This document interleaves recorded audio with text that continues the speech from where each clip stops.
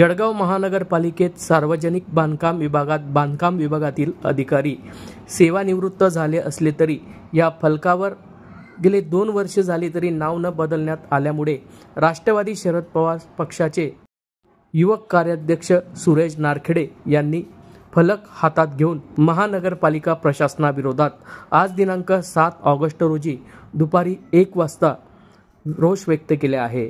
मनपा अधिकाऱ्यांच्या 2 वर्ष होऊन बदल्या झाल्या आहेत। ते सेवानिवृत्त झाले असले तरी अजूनही या फलकावर त्यांची नावे आहेत। ही नावे बदलण्यात आली नसून सार्वजनिक बांधकाम विभागाचा हा अजब कारभाराविरोधात राष्ट्रवादी शरद पवार पक्षाचे युवक कार्याध्यक्ष सुरेश नारखेडे यांनी नाराजी व्यक्त केली आहे।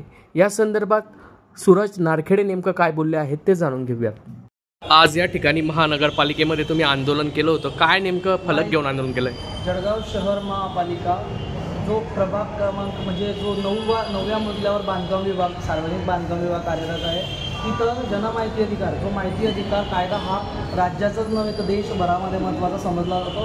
असा कायद्याच्या द्वारे जे नियुक्त केलेले अधिकारी असतात त्यांचं आज मोठ्या म्हणजे वेगळ्या पद्धतीचं बघायला मिळालं। जे रिटायर अधिकारी आहे किंवा जे मेडिकल रजेवर गेलेले अधिकारी आहे किंवा ते त्या पदावर कार्यरत नसूनसुद्धा त्यांचं जनमाहिती अधिकार फलकावर त्यांचे नावं अजूनही तिथं दिसत आहे।